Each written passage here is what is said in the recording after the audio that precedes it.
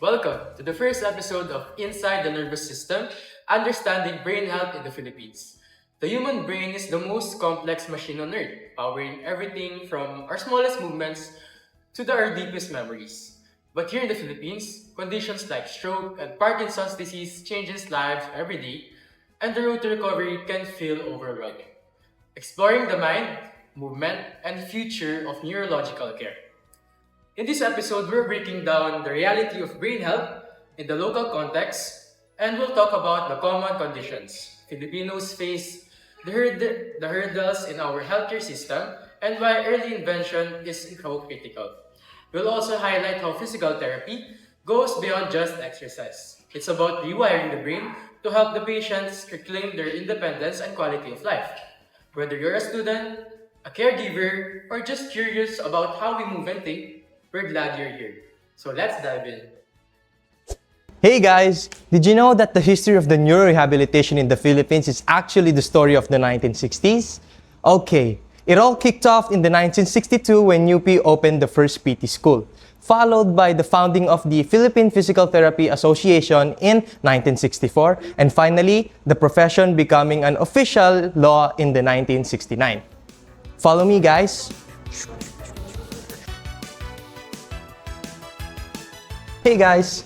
So, today, our biggest challenge that we faced is the number one cause of the neurological disability, stroke.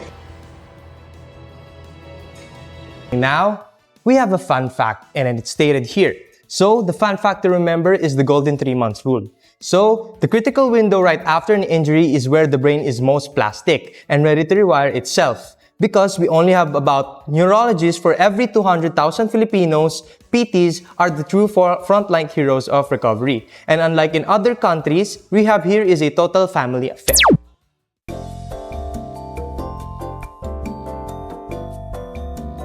Good day, everyone. You're at Pitang Bayan's episode of Inside the Nervous System Understanding the Brain Health in the Philippines, where we explore the mind, movement, and the future of neurological care.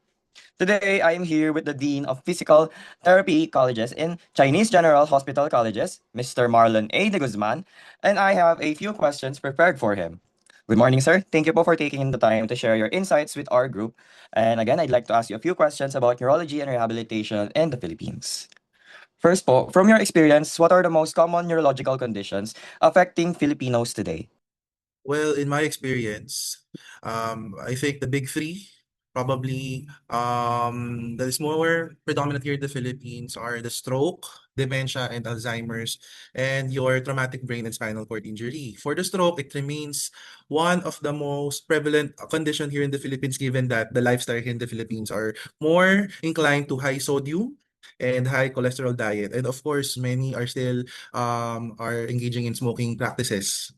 For dementia and Alzheimer's disease, as I remember, one of the studies here currently being done, though it's not yet finished, because of the aging population, the normal response of the body is that there's a decline in cognitive and mental functioning of the body or the nervous system. Thus, it is inevitable to have our aging population to experience dementias and other conditions that are related to declined mental state. For the traumatic and spinal cord injury, well, it's basically one of the conditions that are, I don't think that it will be, it will always remain as a public health concern since accidents are inevitable. So I think these are the three major conditions are, that can be seen related to neurological conditions. Thank you for that, sir. Makikita talaga pala dun kung gaano ka-widespread yung challenges nyo. Yeah. And speaking of challenges po, what do you think are the biggest hurdles facing neurology and neurological rehabilitation here po sa Philippines? I guess, well, the challenge dati kasi at saka challenge ngayon remains the same but in a different form lang. Like for example, remains that there's a lack of knowledge of Filipinos when it comes to physical therapy.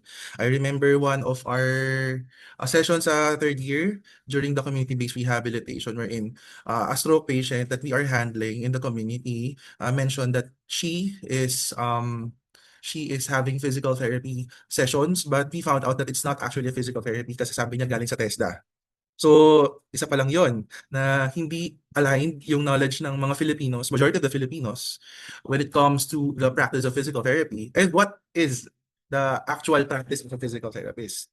Nagkakaroon lagi ng pagkakaintindihan when it comes to massage therapist and physical therapist. So I hope that the future PTs that you guys as future PTs, you will help us educate our co-Filipinos na magkaiba ang massage therapist at ang physical therapist. Number two would be I think yung pwede na mentality. Oo. Culturally speaking, some families will settle only on functionally enough status state of quality of life. Like I'll be giving you an example. Again, one of our patients sa community, settled na lang na basta makaupo si pasyente o basta makahiga ng maayos si pasyente, not knowing that meron pang maximal independence si pasyente, no? Na mahirap din i-break yung barrier kasi very settled na sila sa mindset na ganito na lang, basta ganito okay na to, okay na to. Yung okay na sa amin yung ganitong status ni pasyente, makaka basta makatipid. Yun. Which follows the third point that I want to highlight is the financial toxicity when it comes to neurological rehab. Well, PT actually here in the Philippines is a very expensive service when it comes to healthcare. Kasi imagine, kung iisipin mo ang isang session ng PT sa hospital, I don't know sa ibang hospital pero on an average it's 800 up to 2,500 depending on the service. If it's neurological, I would say it's 2,500 kasi matagal ang session ng neurological. But that is only here in the Metro Manila. What more kapag nandun ka pa sa mga provinces na very limited, yung supply ng neurological rehabilitation might be higher. Or yun din, isa din sa nagpapamahal sa mga services is because wala tayong standardized pricing when it comes to services. Hindi tayo regulated. So minsan, yung ibang mga hospitals or ibang mga clinics, they are the ones who set their own standards when it comes to the pricing, which makes it difficult for other Filipinos na nag-need ng services for neurological rehabilitation. Thank you for that again po, sir. Given those challenges po, sir, how important sa tingin niyo po ba yung early diagnosis and intervention pagdating po sa pag-improve natin ng outcome para sa mga neurologic patients natin? Well, early intervention is very important when it comes to neurological rehabilitation because there's a concept in neuroscience which is called your neuroplasticity. Neuroplasticity, you will learn it in your second year, but neuroplasticity is the brain's ability to reorganize itself to form new neural connections. That is why ang mga stroke patient, kapag rehabilitate mo sila ng mas maaga, mas maganda yung function nila at nagagawa nila yung activities of daily living nila as close kung doon sa previous level of function nila. Yun. So, well, actually, maraming studies yung nagsasabi, but confirming that I remember I read a study in 2025. I forgot the author. It confirms that ultra early intervention actually pagka start pa lang ng stroke, nagkakaroon na ng intervention, both pharmacological and rehabilitation intervention significantly reduces the risk of permanent disability compared to those who are waiting in weeks or in months of rehabilitation. And also, given the fact that since I am just giving example katulad ng stroke kasi stroke yung pinaka-common here in the Philippines, but katulad nung our books says that ang golden period ng rehabilitation for stroke is 6 months. So if that's 6 months, kung mas late mong i-start yung rehabilitation, then ano kaya mangyayari doon sa function ni pasyente? Mas mahihirapan tayong i-recover kung ano yung mga possible sana na function na pwede sana makuha ni pasyente as compared kapag early natin binigay yung management kay pasyente. Did Thank I you po answer ulit, your sir. question? Yes po. Pero for our last question po, looking ahead po, how do you see the future of neurology sa Philippines in terms of technology, research, and patient care po? Well, I think that the future of neurology or neurological rehabilitation here in the Philippines is promising as, of course, syempre, marami ang mga PTs that are that are having interest with neurology and neuroscience as well as neurological rehabilitation. Second is with the advancement of science and technology, we are having new ways on how we can integrate technology in rehabilitation, one of which is the virtual reality rehabilitation, wherein we use games, we gamify rehabilitation so that we could provide improvements sa balance and coordination of patients with stroke or pwede rin Parkinson's disease, etc.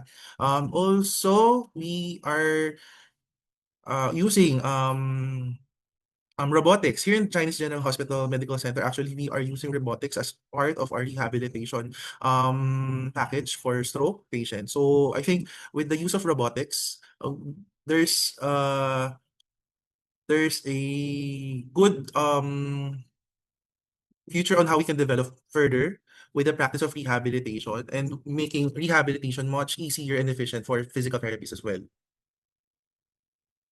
Okay, sir. Thank you po. Your insights were very helpful for us PT students and for future aspiring PT students as well po. Okay, that wraps up our episode at Pitong Bayans, Inside the Nervous System, Understanding Brain Health in the Philippines, where we explore the mind, movement, and the future of neurological care. Hi everyone! Welcome back sa podcast. I am Ray. And I'm Victor.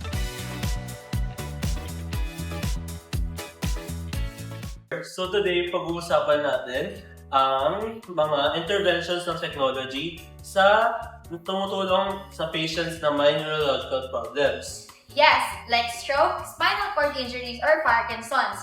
Sobrang nakaka-affect siya sa daily life natin, katulad na lang sa movement and speech. Totoo, kaya important yung mga interventions. Let's start with physical therapy. Right. Dito tinutulungan yung patient may balik yung strength, balance, and coordination.